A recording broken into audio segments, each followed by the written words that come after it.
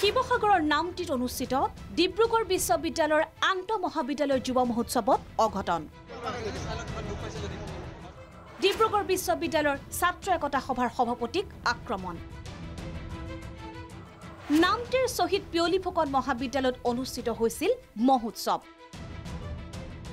ঘটনাৰ বিৰুদ্ধে প্ৰতিবাদ ডিব্ৰুগড় বিশ্ববিদ্যালয়ৰ ছাত্ৰৰ আমাক ন্যায় লাগিবই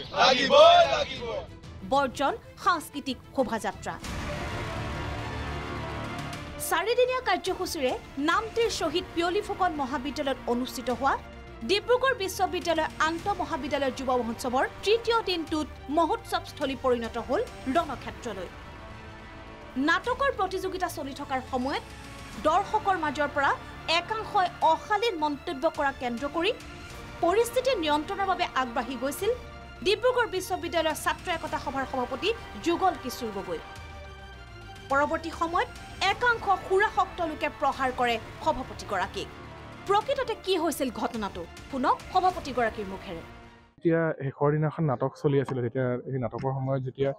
নাটকৰ সিচুৱেশ্যনত আমি যেতিয়া বেয়া শব্দ শুনিব ধৰোঁ আমি আগফালে ৰৈ আছিলোঁ থিয় হৈ থকাত যেতিয়া নাটক চলি থকা অৱস্থাত বেয়া শব্দ শুনো তেতিয়া মই আৰু মোৰ লগত আমাৰ ইউনিভাৰ্চিটিৰ এজন ছিনিয়ৰৰ সৈতে আমি গৈ চাওঁ যে কোন জেগাতনো হুলস্থুল কৰি আছে কোন জেগাতনো বেয়াকৈ কৰি থকা হৈছে বেয়া মানে অতিপাত অশ্লীল শব্দ ছোৱালী হয় এখন বিশেষ মহাবিদ্যালয়ৰ ছোৱালী হয় আমি গম পাইছোঁ কথা পাতোঁতে তেতিয়া গম পাইছোঁ ভদ্ৰভাৱে বুজাইছোঁ যে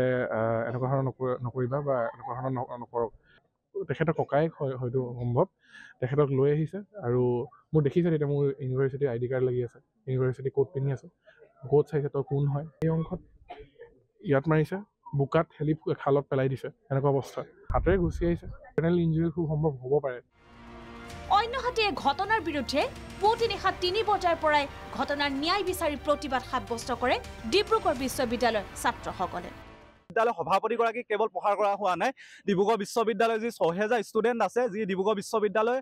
অন্তৰ্গত ১৭৭খন কলেজ আছে সকলো ছাত্ৰ ছাত্ৰীক প্ৰহাৰ কৰা হৈছে গতিকে আমাৰ ছাত্ৰ ছাত্ৰীসকলক যি প্ৰহাৰ কৰা হৈছে কালি যোৱা নিশা পুৱতি নিশা ৩টা বজাৰ পৰা আমি এনেকৈ ধৰ্মঘট অৱস্থান কৰি আছোঁ আমাক ন্যায় লাগিব আমি যেতিয়ালৈকে ন্যায় নাপাওঁ আমি আমাৰ প্ৰতিবাদ অব্যাহত ৰাখিম নিৰাপত্তাৰক্ষীয়ে গিজগিজাই থকা মহোৎসৱস্থলীত কেনেদৰে অচিনাক্ত লোকে মদ্যপান কৰি প্ৰৱেশ কৰিলে এই বিষয়টোও সৃষ্টি কৰিছে ৰহস্যৰ ফায়াৰ ব্ৰিগেড আৰ্মি পুলিচ খুব এটা নিৰাপত্তাস্থলী মানে আচলতে আমি গোটেই যদি চাৰিওপাশে চাওঁ আজিলৈকে আমি ডিব্ৰুগড় বিশ্ববিদ্যালয় যুৱ মহোৎসৱৰ এনে পৰিস্থিতি আমি কেতিয়াও দেখা নাছিলোঁ দিনৰ পোহৰত আপোনাৰ গোটেই কটকটীয়া নিৰাপত্তা কিন্তু যেতিয়া ৰাতিৰ কথালৈ আহিল যেতিয়া 11টা বাজিলে সেই সময়ত কিন্তু যেতিয়া ডিব্ৰুগড় বিশ্ববিদ্যালয়ৰ সভাপতিক প্ৰহাৰ কৰা হ'ল তাত সমজুৱাভাৱে আচলতে সমজুৱাভাৱে যেতিয়া নাটক চলি আছিলে সেই সময়তে প্ৰহাৰ কৰা হ'ল কিন্তু সেই সময়ত এজনো নিৰাপত্তা আৰক্ষী নাই আচলতে ঘটনাটো আমি হজম কৰিব পৰা নাই মানে আচলতে ইতিমধ্যে ঘটনাৰ বিৰুদ্ধে আৰক্ষী থানাত এজাহাৰ দাখিল কৰিছে নামটি মহাবিদ্যালয়ৰ অধ্যক্ষগৰাকীয়ে প্ৰতিবাদী ছাত্ৰসকলৰ সৈতে আলোচনাত মিলিত হৈ ছাত্ৰসকলক আশ্বস্ত কৰে অধ্যক্ষগৰাকীয়ে